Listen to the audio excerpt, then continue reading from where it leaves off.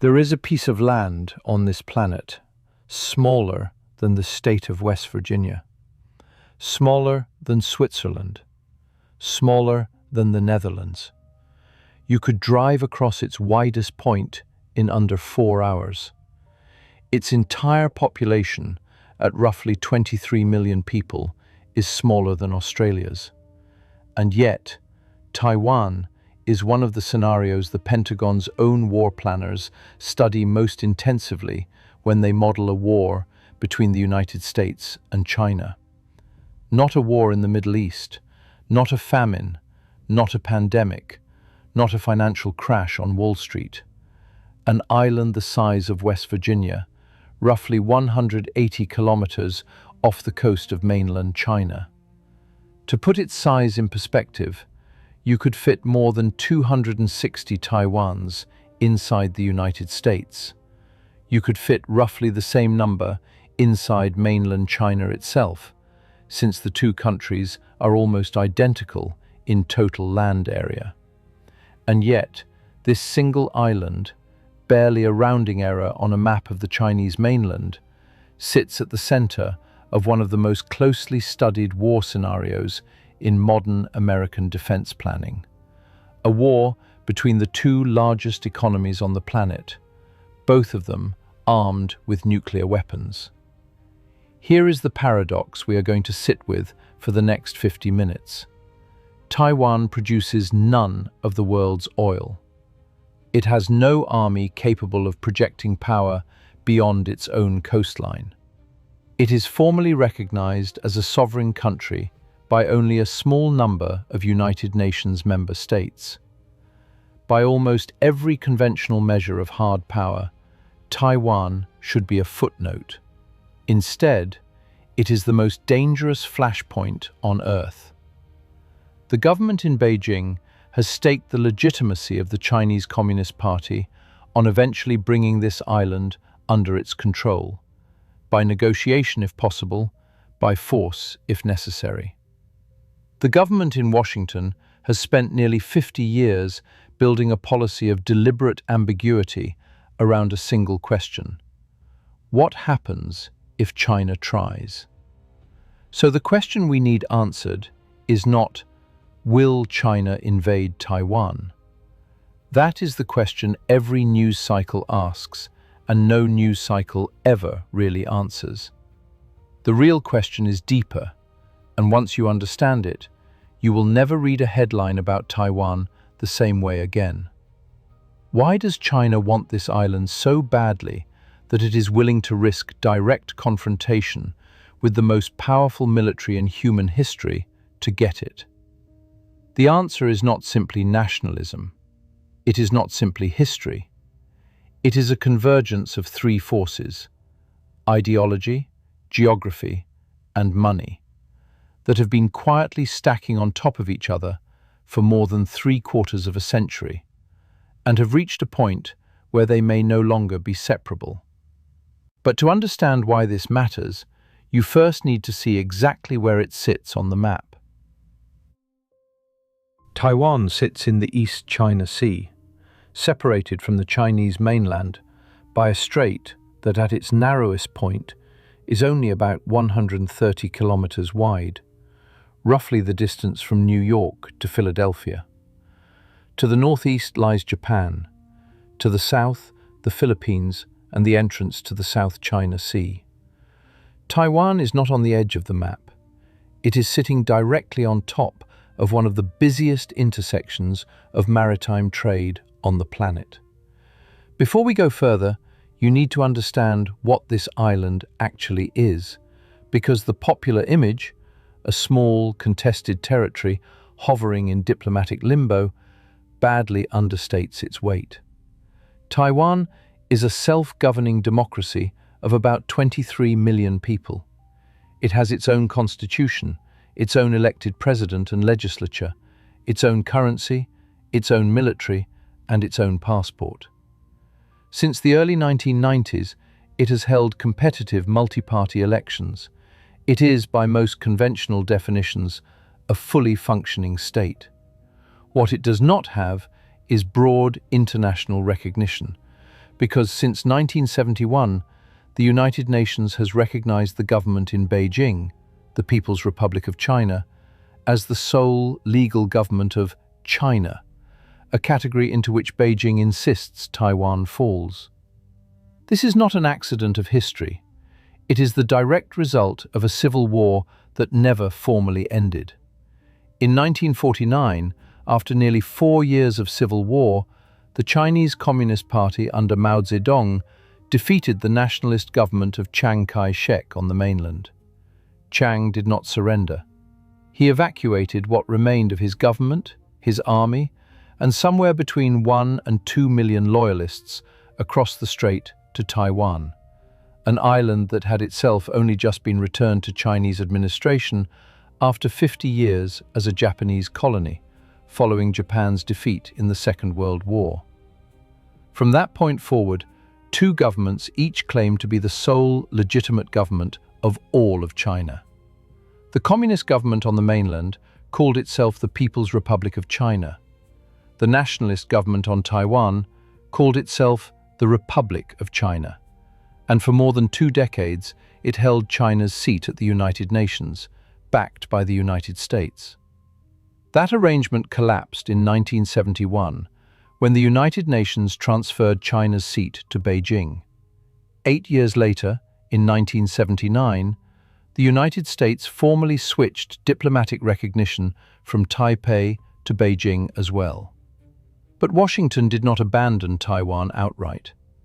In the same year, the US Congress passed the Taiwan Relations Act, a law that allows the United States to maintain unofficial relations with Taiwan, sell it defensive weapons, and treat any attempt to determine Taiwan's future by force as a matter of grave concern to the United States, all without formally committing to defend the island. This is the origin of what has come to be called strategic ambiguity. The US has never said clearly whether it would send its military to fight for Taiwan, and for decades that uncertainty has been treated as a stabilizing force rather than a weakness. The decades since that diplomatic switch have not been static. Washington's position has been built on a careful stack of documents rather than a single treaty. 3 joint communiques negotiated with Beijing between 1972 and 1982, the Taiwan Relations Act, passed by Congress in 1979, and a set of private assurances given to Taipei around the same period, promising, among other things, that the US would not set a fixed date for ending arms sales to the island and would not pressure Taiwan into negotiations with Beijing against its will. Layer all of that together, and you get a policy that is less a single clear commitment than a carefully balanced set of ambiguities, deliberately designed so that neither Beijing nor Taipei could be entirely certain what Washington would do in a crisis. A design choice, not an oversight, and one that has held for nearly half a century, specifically because it denies both sides a clean green light. For Beijing, none of this is ancient history. The Chinese Communist Party has built its own version of modern Chinese history into a single, continuous narrative. From the century of humiliation, when foreign powers carved up a weakened China in the 1800s and early 1900s, through the Civil War, to what it calls the unfinished business of national reunification. In this narrative, Taiwan is not a foreign country. It is the last piece of Chinese territory still separated from the mainland by the outcome of a war that legally never had a peace treaty. No armistice was ever signed between the communist and nationalist governments. In Beijing's framing, the Chinese Civil War is not over. It has simply been paused for more than 3/4 of a century. That framing matters enormously because it converts a geopolitical dispute into a question of internal Chinese sovereignty, at least in Beijing's telling. China's official position, sometimes called the one country, two systems model, already applied to Hong Kong and Macau, holds that Taiwan will eventually be reunified with the mainland, ideally peacefully, but that Beijing reserves the right to use force if Taiwan ever formally declares independence. And this is where the why starts to take on real weight. Because for the Chinese Communist Party, this is not simply a foreign policy goal like any other. It is tied directly to the party's own legitimacy. Since Mao's death, the Communist Party has rebuilt its claim to rule China, less on revolutionary ideology and more on two pillars: delivering economic growth and restoring what it presents as China's rightful place as a great power after a century of foreign domination. Taiwan sits directly inside that second pillar. Xi Jinping has repeatedly described reunification with Taiwan as an essential step toward what the party calls the Great Rejuvenation of the Chinese nation, an official goal the Chinese Communist Party has tied to the 100th anniversary of the People's Republic in 2049. No Chinese leader has ever publicly named 2049, or any other year, as an explicit deadline for resolving Taiwan specifically. But because Beijing has bound reunification so tightly to that broader national timeline, most analysts of Chinese politics read the party's own rhetoric as treating Taiwan as part of an unofficial but very real internal clock. There is a second, quieter piece of history that Beijing's narrative tends to skip over, and it matters just as much as the Civil War. For nearly 40 years after 1949, Taiwan itself was not a democracy. Chiang Kai-shek's nationalist government ruled the island under martial law, one of the longest continuous periods of martial law anywhere in the world, treating Taiwan as a temporary base from which it still, at least officially, intended one day to retake the mainland. Martial law was only lifted in 1987, and it was through the 1990s that Taiwan transformed itself into the competitive, multi-party democracy it has become, holding its first direct presidential election in 1996. That transformation changes what reunification would actually mean in practice. In 1949, this was a dispute between two rival governments that both, at least nominally, rejected democracy. It has since become a dispute between an authoritarian one-party state and a self-governing democracy whose population, generation by generation, increasingly identifies not as Chinese people waiting to be reunited, but simply as Taiwanese. Long-running polling inside Taiwan shows a steady, multi-decade rise in the share of the population identifying primarily as Taiwanese rather than Chinese, especially among younger generations who have only ever known the island as a democracy. That shift is one of the most underappreciated forces driving Beijing's sense of urgency. Every year that passes without progress toward unification is, from the party's perspective, a year in which the political ground in Taiwan keeps moving further away from it. This is not a purely theoretical danger. The world has already seen, in miniature, how quickly this dispute can escalate. In 1995 and 1996, after Taiwan's president at the time made a visit to the United States that Beijing viewed as a step toward international legitimacy for the island, China responded by firing a series of missile tests into waters just off Taiwan's coast, timed deliberately to intimidate voters ahead of the island's first direct presidential election.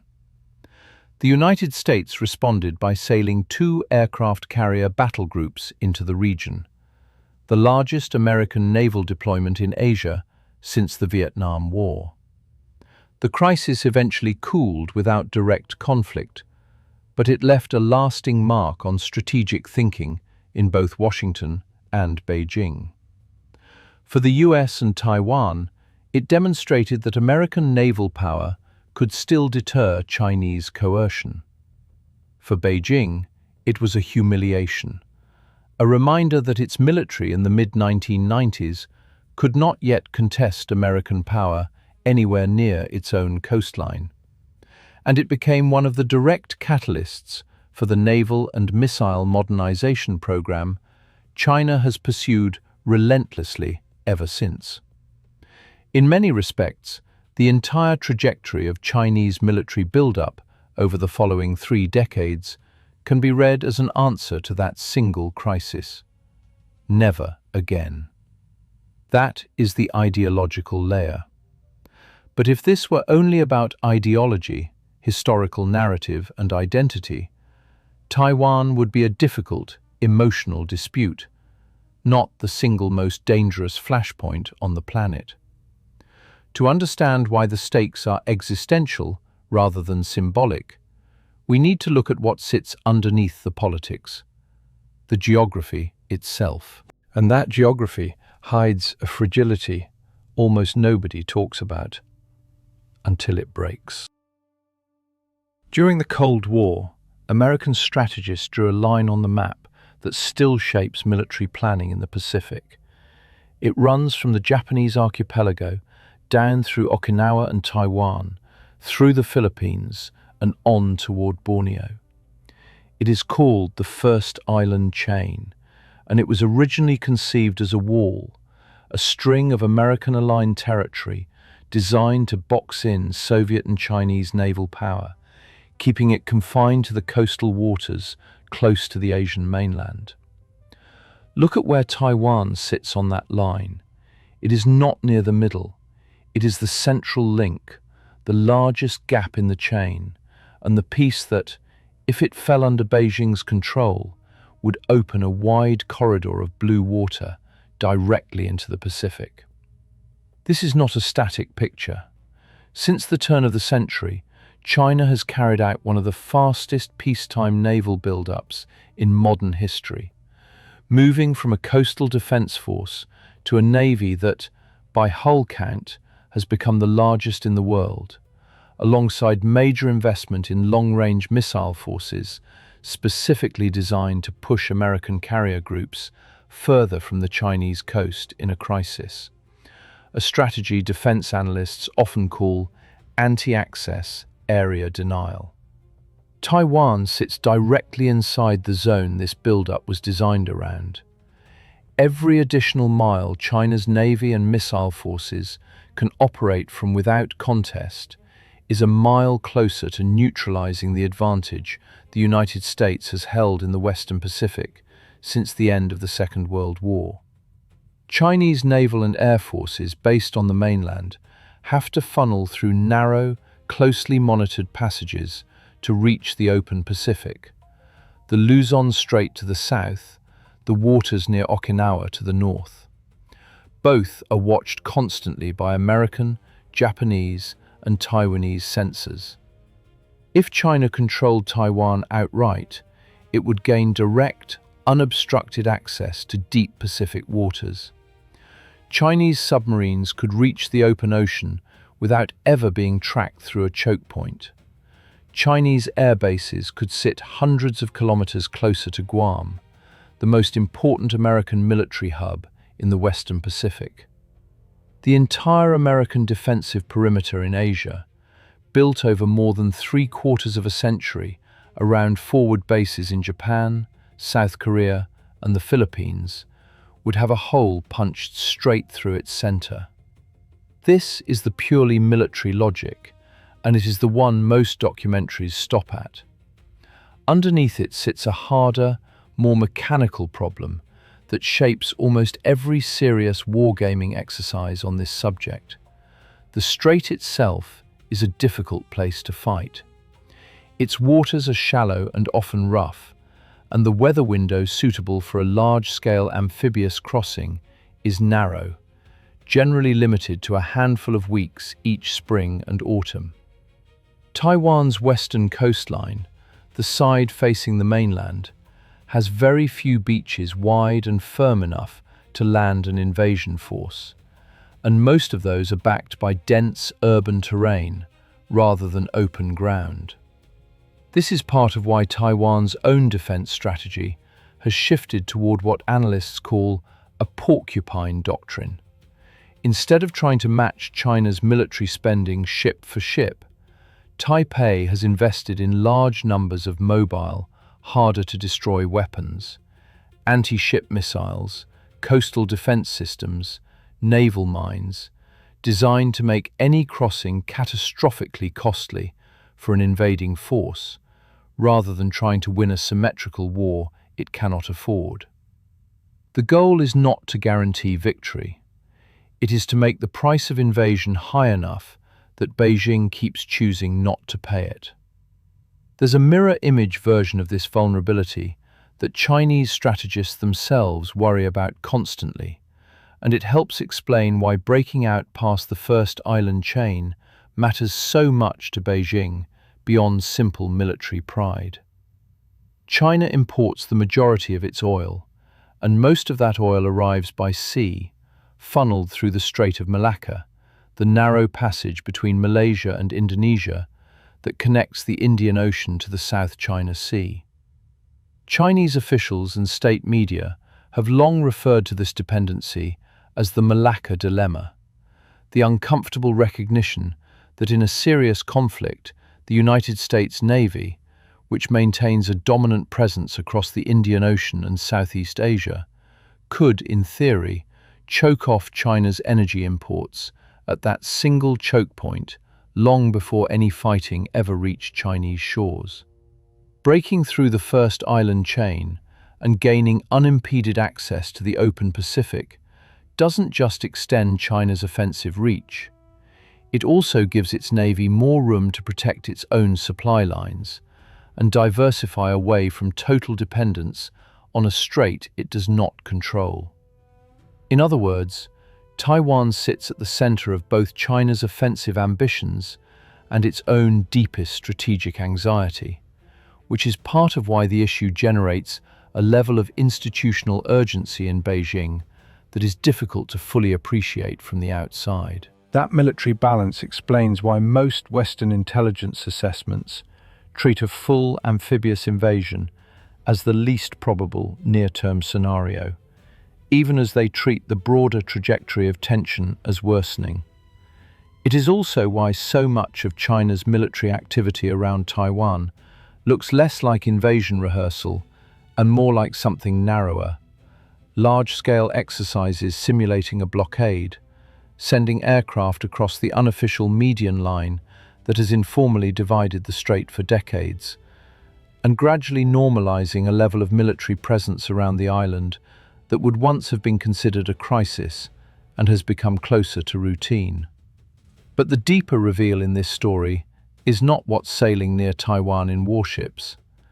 It's what's being manufactured on the island itself, and what's sailing through the strait beside it. Because this is where geography stops being about military hardware and starts being about your phone, your car, your bank account, and the price of almost everything you own. The Taiwan Strait is one of the busiest maritime corridors on Earth. Independent shipping data analyses place close to half of the entire global container fleet passing through these waters in a typical year, along with the large majority of the world's biggest cargo vessels by tonnage. Oil and liquefied natural gas bound for Japan and South Korea, two of the world's largest energy importers, routinely takes this route because it is the shortest practical path between the Middle East and Northeast Asia. Multiple maritime trade studies estimate that somewhere around a fifth of all global seaborne trade, measured by value, transits the Taiwan Strait and the wider corridor connecting it to the South China Sea. Sit with that for a moment. A strait barely wider than the distance between two mid-sized American cities carries a meaningful fraction of everything the world ships by sea. It is not a regional shortcut. It is closer to a global artery. Now overlay the military tension we just described directly onto that shipping map, because this is where the causal chain really starts.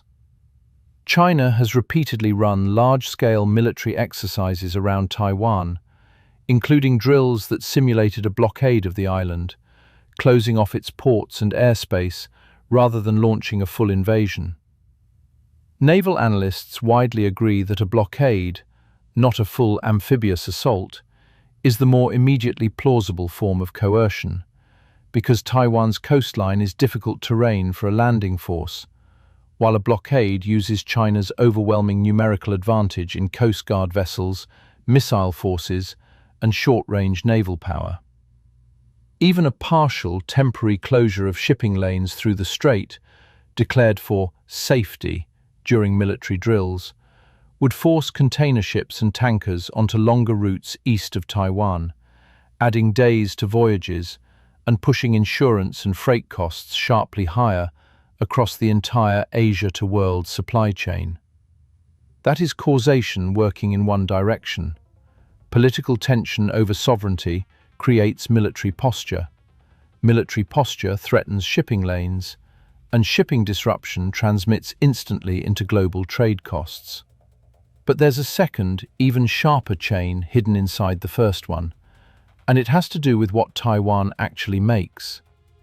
Taiwan is home to Taiwan's Semiconductor Manufacturing Company, TSMC, the most important company almost nobody outside the tech industry could name a decade ago.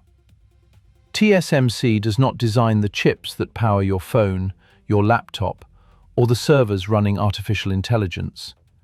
It manufactures them, on contract, for the companies that do design them: Apple, Nvidia, AMD, Qualcomm, and effectively every major chip designer on Earth. This did not happen by accident, and the origin story is worth pausing on. In 1987, a Taiwanese government-backed venture, led by an engineer named Morris Chang, made a bet that looked strange at the time. Instead of designing chips, TSMC would build a company that did nothing but manufacture chips designed by other people, on contract. At the time, the giants of the chip industry, companies like Intel, designed and manufactured their own products in-house, treating manufacturing as a core, closely guarded advantage. Chang's model, the pure play foundry, let smaller design companies focus entirely on innovation without needing to build billion-dollar factories of their own. Over the following 3 decades, that model quietly rewired the entire global electronics industry, as company after company, including, eventually, giants like Apple, Nvidia, and AMD, chose to design chips without ever building a single factory, relying on TSMC to manufacture them. Taiwan, in effect, became the manufacturing floor for the world's entire chip design industry, one customer at a time, one decade at a time, until it woke up as an irreplaceable choke point almost nobody had planned for. Here is the number that should stop you. Independent industry analysis places TSMC's share of the world's most advanced semiconductor manufacturing, the chips at the cutting edge of processing power, at above 90%. On the broader global foundry market, where companies pay outside manufacturers to build the chips they've designed, TSMC alone accounts for somewhere around 70% of total revenue, dwarfing its nearest competitor, Samsung, which holds a share in the high single digits. There is, at the leading edge of this technology, no functioning backup plan. If TSMC's most advanced production lines went offline tomorrow, there is no factory anywhere else on the planet, not in the United States, not in South Korea, not in Japan, that could immediately absorb that capacity. This dominance is not simply a matter of money or willpower. It is protected by one of the narrowest technological bottlenecks in modern industry. The most advanced chips require a manufacturing process called extreme ultraviolet lithography, which uses light with a wavelength narrower than almost anything used in industrial manufacturing before it, generated by vaporizing droplets of molten tin with a laser tens of thousands of times per second to etch patterns onto silicon far smaller than a virus. The machines capable of this process are built by a single company on Earth, the Dutch firm ASML, and each one costs well over $100 million and takes months to install and calibrate. TSMC did not simply build factories faster than everyone else. It spent decades accumulating an operational expertise, the specific engineering knowledge of how to run thousands of these interdependent, ultra-precise steps at scale, with extraordinarily high yield, that cannot be purchased or copied quickly, even by a country with unlimited capital.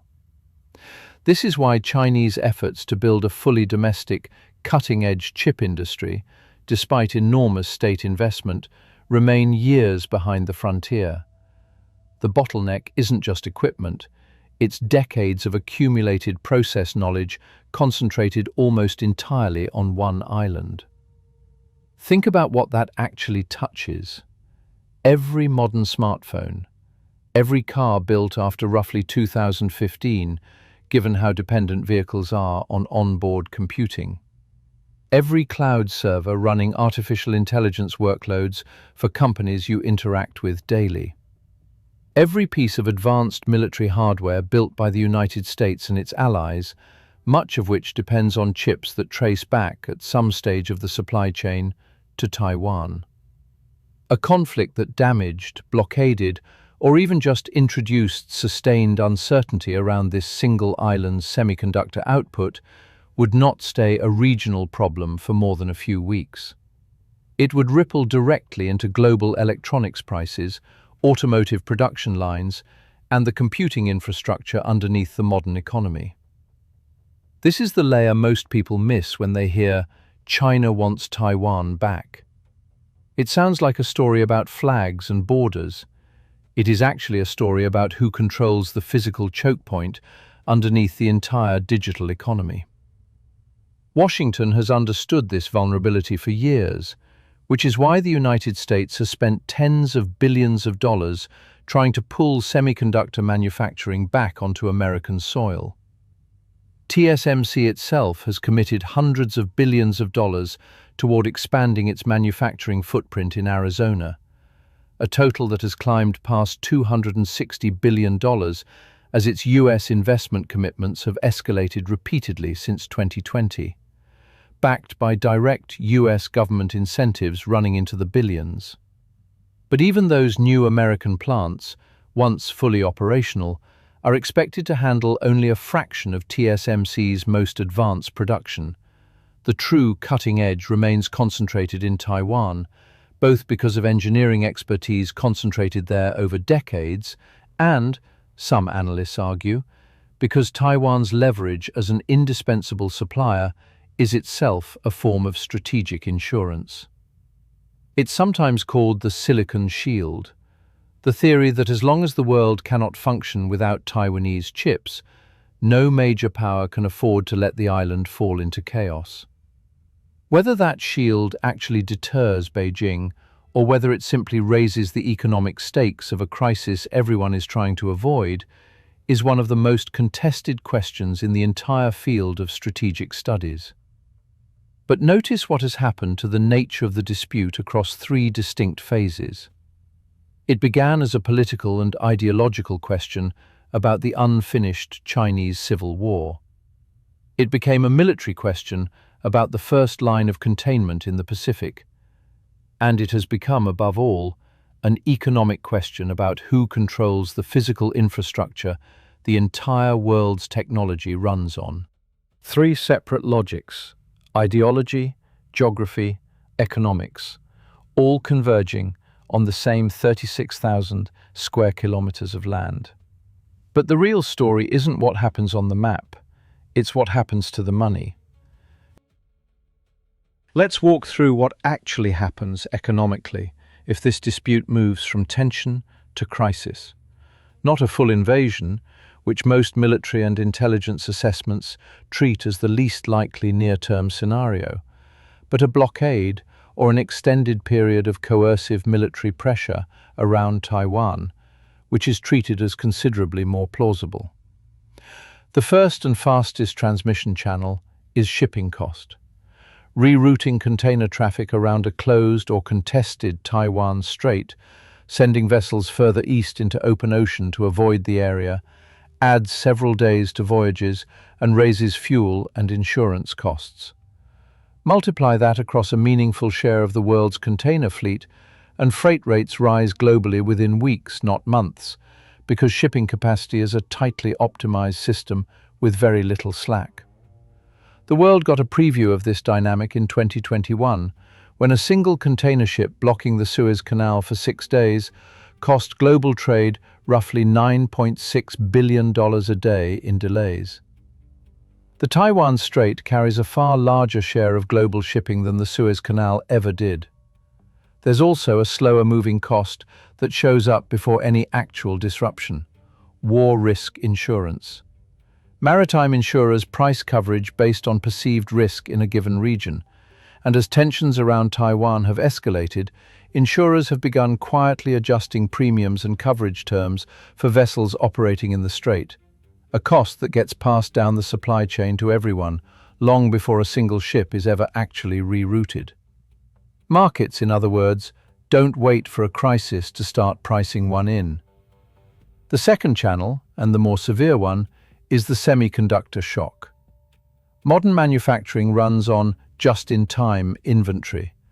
Companies deliberately hold minimal chip stockpiles because warehousing semiconductors is expensive, and the technology moves fast enough that stored chips lose value quickly. That means even a temporary interruption to TSMC's output doesn't get absorbed by a buffer of spare inventory. It hits production lines almost immediately. Analysts who have modeled this scenario point to the COVID-era chip shortage of 2021 as a small preview, a shortage worsened at the time by a fire that knocked out a major Japanese chip plant and a winter storm that shut down several Texas fabs for a week, disruptions that had nothing to do with Taiwan's own output. A disruption centered directly on Taiwan's fabs would be an order of magnitude larger, because it would hit not a secondary supplier, but the primary source of the world's most advanced chips. The third channel is financial. Taiwan is deeply integrated into global capital markets. TSMC alone is one of the most valuable companies in the world, and it sits inside the portfolios of pension funds, index funds, and retirement accounts across the US, Europe, and Asia, often without the people invested in them realizing it. A serious crisis around Taiwan would not just be a regional economic shock. It would trigger a global market sell-off, driven by the fact that so much of the world's technology sector, directly or indirectly, prices in the assumption that Taiwan keeps functioning normally. Now, who actually stands where in this equation? Because the world is not a single actor here. Different countries face this risk very differently, and that shapes how they respond to Beijing. Japan and South Korea are arguably the most exposed of any major economies.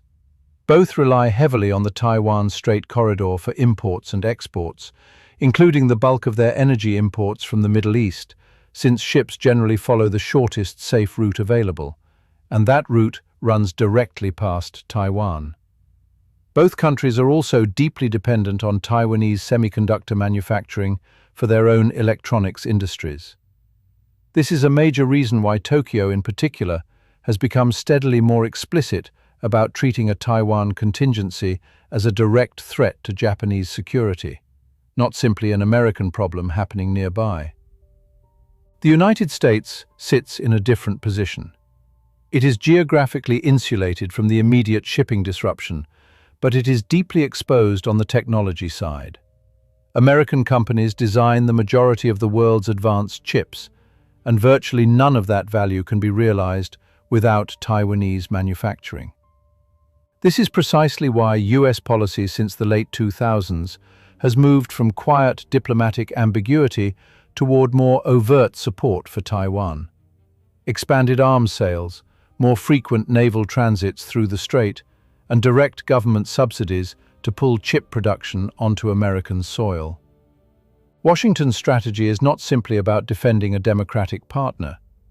It is about reducing a single point of failure sitting at the center of its own technology and defense industrial base. Beyond the three central actors, a wider circle of countries has been quietly repositioning around exactly this risk. Australia has deepened its own military alignment with Washington through the AUKUS submarine partnership, explicitly framed around maintaining a favorable balance of power in the Indo-Pacific. The Philippines, whose northernmost islands sit closer to Taiwan than to its own capital, has expanded US military access to its bases, a shift that would have been unthinkable a generation earlier, given the two countries' historically tense relationship. The European Union, traditionally focused on its own regional security questions, has increasingly described disruption to the Taiwan Strait as a direct threat to European economic interests, given how dependent European industry is on the same semiconductor supply chains as everyone else. None of these countries want a war. All of them have concluded, independently, that the economic and strategic cost of a Taiwan crisis would land on their own doorsteps, whether they chose to get involved militarily or not, which is exactly why so many governments with no direct stake in the sovereignty question have started acting as though they have an enormous stake in the outcome. And then there is China itself, whose calculation is more layered than invade or don't invade. Beijing's own economy would be catastrophically damaged by a prolonged military crisis over Taiwan. China depends on global trade and technology imports as much as anyone, and a conflict would likely trigger sweeping sanctions similar in scale to, or larger than, those imposed on Russia after 2022, given how much more deeply integrated China's economy is with the rest of the world compared to Russia's. This is one of the central reasons most intelligence assessments do not treat a near-term, full-scale invasion as the most likely path. It would be extraordinarily costly even in the best case for Beijing. One event in particular reshaped how Taiwan's own public views Beijing's promises, and it happened not on Taiwan, but in Hong Kong. When Britain returned Hong Kong to Chinese sovereignty in 1997, Beijing promised the territory 50 years of autonomy under a one country, two systems framework, its own legal system, its own free press, its own elections for local offices, all guaranteed until at least 2047. In 2019 and 2020, following mass pro-democracy protests, Beijing imposed a sweeping national security law on Hong Kong that dismantled much of that promised autonomy years ahead of schedule, jailing opposition figures and shutting down independent media. For Taiwan, this was not an abstract lesson. It was a live demonstration of exactly what one country, two systems, the same framework Beijing has repeatedly offered Taiwan, actually looks like in practice when Beijing decides the terms no longer suit it. Polling in Taiwan in the years since has shown support for that model collapsing to near negligible levels, even among voters who otherwise favor closer ties with the mainland. Beijing likely did not intend Hong Kong to become Taiwan's cautionary tale, but for a great many Taiwanese voters, that is exactly what it became. Which is why the more likely pressure campaign looks different.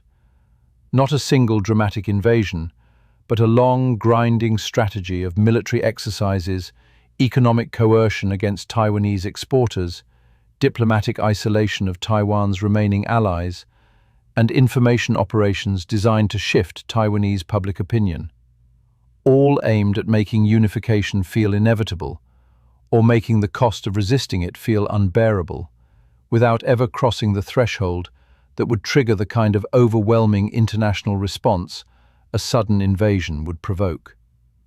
China is not without economic leverage of its own in this standoff, and it's worth naming the piece that rarely makes headlines: rare earth elements and other critical minerals used across the electronics, defense, and clean energy industries are heavily processed in China, which dominates global refining capacity even where the raw ore is mined elsewhere. In moments of heightened tension, Beijing has shown a willingness to tighten export controls on these materials as a form of pressure, a reminder that the dependency in this relationship runs in both directions. The United States and its allies need Taiwan's chips. The world's chip and clean energy industries, including Taiwan's own, need materials China largely controls. Neither side holds an unanswerable card, which is precisely what keeps this a standoff rather than a resolved question. Economists who have tried to model the full-scale conflict scenario arrive at strikingly large numbers. The most detailed modeling on record, produced by Bloomberg Economics, estimates that a serious war over Taiwan could cost the global economy somewhere close to 1/10 of global GDP in the first year alone, a bigger hit than the 2008 financial crisis and comparable to the shock of the COVID-19 pandemic. Those figures carry wide margins of error because there is no historical precedent for a conflict that simultaneously threatens the world's most important shipping corridor and its most important chip supplier at once. But the direction of every serious model points the same way. This is not a regional risk with contained downside. It is one of a handful of scenarios that shows up near the top of almost every global systemic risk assessment produced by major banks and multilateral institutions. And Taiwan itself, it's worth remembering, is not a passive stage on which great powers act out their rivalry. It is an economy of 23 million people whose own prosperity depends overwhelmingly on the very system this crisis would disrupt. Taiwanese exports, semiconductors chief among them, are the backbone of the island's economy. A prolonged blockade or conflict would devastate Taiwan's own economy long before it fully resolved anyone's strategic question, which is part of why Taiwanese public opinion across its political spectrum consistently favors maintaining the uneasy status quo over either a declaration of formal independence or a rapid move toward unification. Taiwan, more than any outside power, has the most to lose from this story ending badly, and the least control over how it ends. This is also why you've seen a quiet but real diversification effort taking shape.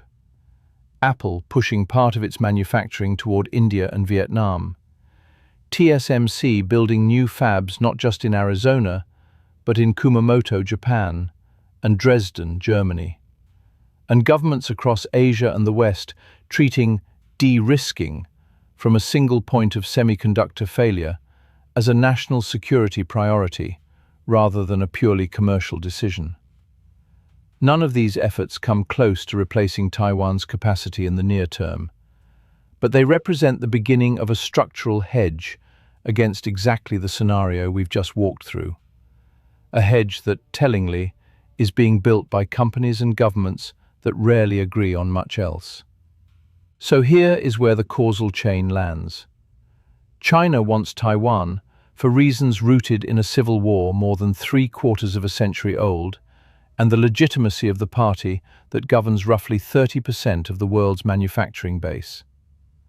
But the reason the rest of the world cannot look away is that this same island happens to sit on the most important shipping corridor in Asia, at the exact choke point of the American defensive perimeter in the Pacific, while manufacturing the single most important physical input to the modern global economy.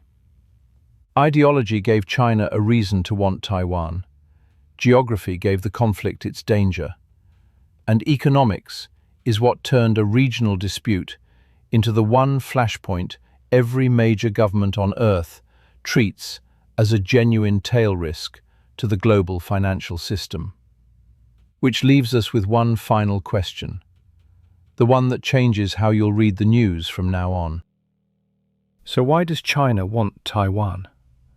Not because of one reason, because of three reasons that have fused into one. Ideologically, Taiwan is the last unresolved piece of a civil war the Chinese Communist Party has never stopped fighting in its own official history. And reclaiming it is tied directly to the legitimacy the party has built for itself as the restorer of Chinese greatness. Strategically, Taiwan is the central hinge of the first line of containment that has boxed Chinese military power into its own coastal waters for more than 3/4 of a century, and controlling it would open China's Navy and Air Force directly onto the Pacific. And economically, Taiwan is the physical location of the single most important choke point in the modern technology supply chain, sitting beside a shipping corridor that carries a meaningful share of everything the world moves by sea. No one of these three reasons, on its own, would justify the risk Beijing is taking. A civil war gone cold for more than 3/4 of a century does not by itself produce this level of danger. A single strategic choke point does not by itself produce this level of danger. Even the world's dependence on one company's factories does not by itself produce this level of danger. It is the stacking of all three, legitimacy, geography, and money, reinforcing each other rather than sitting side by side, that has turned this island into the place every major government on Earth treats as a genuine tail risk to the global order. And notice something else this story reveals, almost as a byproduct. None of the three great powers most exposed to this crisis actually wants it to happen. Beijing risks the economic devastation of global sanctions and a war it might not win outright. Washington risks a direct confrontation with a nuclear-armed power over an island it does not formally recognize as a sovereign state. Taipei risks losing everything it has built across 3 decades of hard-won democracy. This is not a story with an obvious villain rushing toward conflict. It is a story about 3 actors, each rational within its own logic, backed into a structure where the cost of losing has grown so large that no one can afford to simply walk away from the table either. Together, these 3 logics make Taiwan not just a place China wants, but a place the Chinese Communist Party has convinced itself it cannot afford to permanently lose, and a place the rest of the world has quietly concluded it cannot afford to lose either, for almost entirely different reasons. That is the real lesson underneath this story, and it is bigger than Taiwan. In the 21st century, the most dangerous places on Earth are rarely the biggest. They are the smallest points where the largest systems, political legitimacy, military geography, and global supply chains happen to overlap. Taiwan is not powerful because of its army or its size. It is powerful because it sits, almost by accident of history and geology, at the exact intersection of everything the modern world depends on. The next time you see a headline about a Chinese military exercise near Taiwan, you'll know what's actually being weighed in the background. Not just a dispute over sovereignty, but the stability of a shipping corridor carrying 1/5 of the world's trade, and the fate of the company that builds the chips inside almost everything you own. If this is the kind of analysis you want more of, the pattern underneath the headline, not just the headline itself, subscribe to Meridian Theory and turn on notifications. We're not here to tell you what happened in the headlines. We're here to explain the system that made it inevitable.